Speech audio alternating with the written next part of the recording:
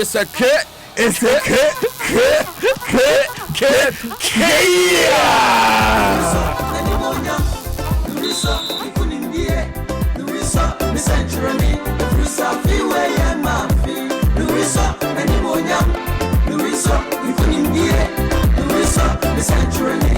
It's our year. It's our year. This morning for all the BEC candidates. For all the BEC candidates. First on our list, BEC candidates. Yes. Into the exam hall. Go and do it for me. It's a very chaotic day for you. Yeah, that's right. It's a very, very chaotic day for you. And it's also to you a Clarissa Agrifin Emisa. Clarissa Agrifin Emisa. Today is your birthday. Hey! Yes. And I want to do one last one. Quickly. Your name is Margaret Agbenu. This is coming from your daughter MFA. Happy super enormous birthday. But let's launch into this Joy Sports Center, shall we? The Joy Sports Center, George, is brought to you by MTN 4G Plus for fastest connectivity and highest internet speed. Choose MTN TurboNet. It's also brought to you by Standard Chartered Bank here for good and multi-TV. Just thrills. Now, wake up to a good morning because there's so much to look forward to only on MTN. Your mornings are brighter because we're giving you 400 megabytes and 30 minutes of free on-net calls at just 1 Ghana cedi from 5 a.m. to 8 a.m. Just imagine all the amazing things you can do online and all those long gists you can have with your friends and family every morning. Just dial *138# and you're sorted. MTN Kokoko, we there for you everywhere you go. Now, we believe in you and in the power of your dreams, in the fire in your soul and the sheer force of your will. You have what it takes to make great things happen, and nothing should stop you from living your best life, least of all your banking. With SC Mobile from Standard Chartered, you can conduct all your banking from wherever you are, as well as enjoy all the amazing perks that come with this exciting new app. We can't wait to share this new experience with you. Download SC Mobile from the App Store or Play Store, and let's show you what real convenience is. Standard Chartered. Here for good. And here for sports. Let's get into it. Coming up at the Sports Center, it was a weekend of multi-sport events with the King of Clay once again showing his prowess. Second championship point for Nadal, serving at 40-30. Forehand return. He's long from team. And Nadal has gone and done it again. 12 French Open titles. The great man is still winning here. The great man keeps going with one of the greatest careers. An 18th Grand Slam title on his back, covered in clay. Rafa Nadal won his 12th French Open title after beating Dominic Thiem. Also, it was an uninspiring performance from Cristiano Ronaldo, but his Portuguese side won the inaugural UEFA Nations League. Simon with the ball in for Portugal. He sends it back again to Guedes, who tries to shot. Wonderful touch, but gets into it. And Guedes has the first goal for Portugal, who lead in the UEFA Nations League final. What a goal! What a touch! And even though goalkeeper Silesen tried his best, it won't stop these Portuguese fans from jubilating. 1-0 Portugal lead. Whistle goes and referee Maleka calls for the end of the game. Truly, Portugal are winners of the inaugural UEFA Nations League. 1-0. Wonderful goal from the foot there of Gonçalo Guedes. Cristiano Ronaldo in the huddle with his teammates. It comes down to this. Portugal are champions. Cristiano Ronaldo delights. More reactions to come, but first, Black Stars coach Kwesi Appiah would name his final 23-man team for the Africa Cup of Nations today, following his team's 1-0 defeat to Namibia in the pre-tournament friendly yesterday. With defender Nuhu Musa already out due to an injury, Coach Appiah will ask 5 outfield players from the team. Appiah has been impressed with what he's seen so far. And the training has been going on so well. We're having a lot of gym work, being to the beach, and we're doing real intensive training, especially this being the first week.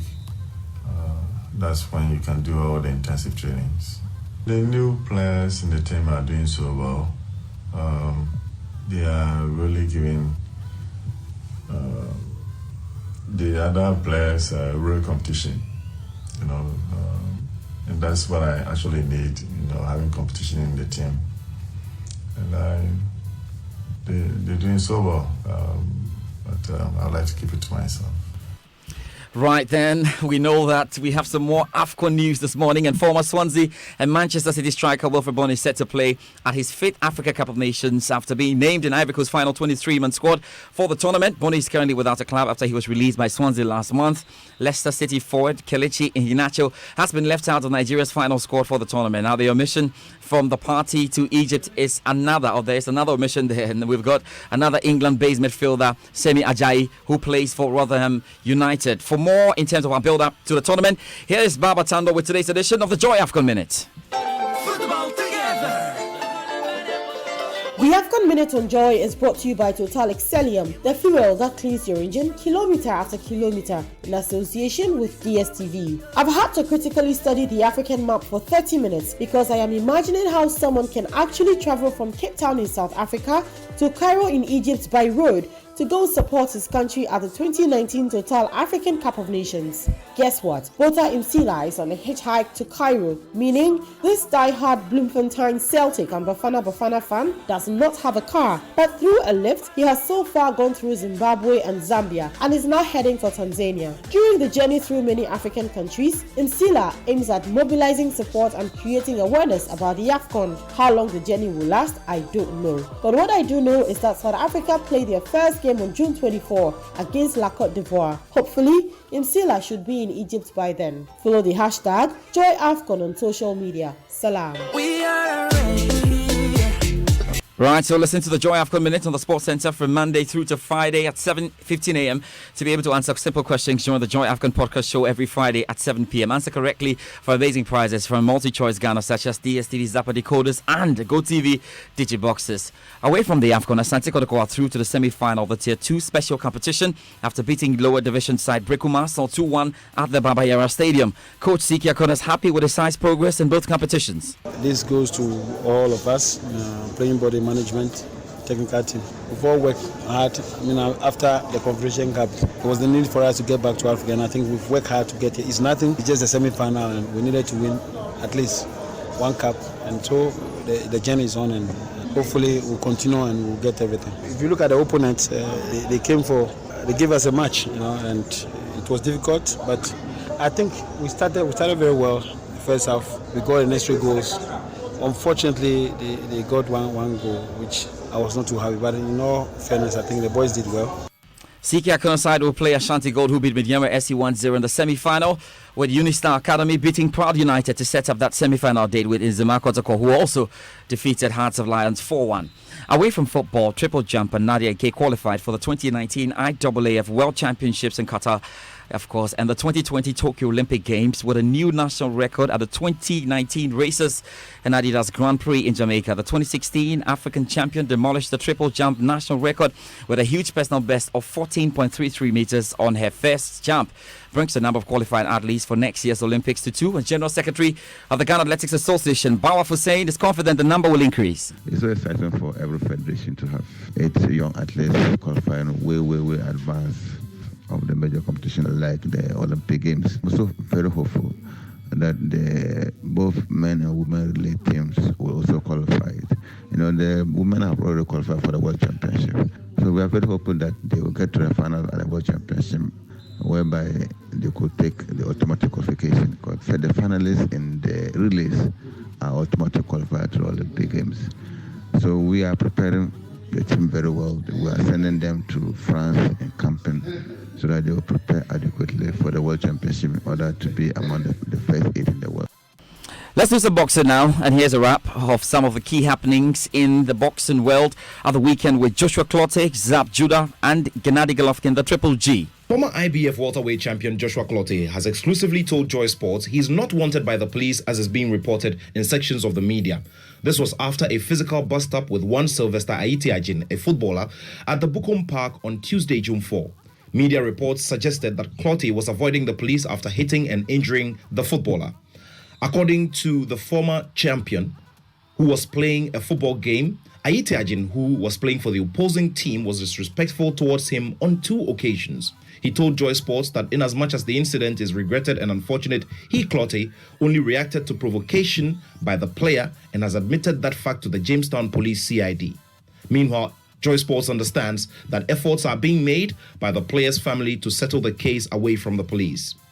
Coincidentally, former world champion Zab Judah, who Clottey defeated to win his IBF title, is said to be improving in hospital, where he was readmitted for observation after being stopped in the 11th round in his fight with Cletus Seldin on Friday night in Verona, New York. Judah was initially released from hospital after treatment but had to be readmitted after it turned out he was not feeling well.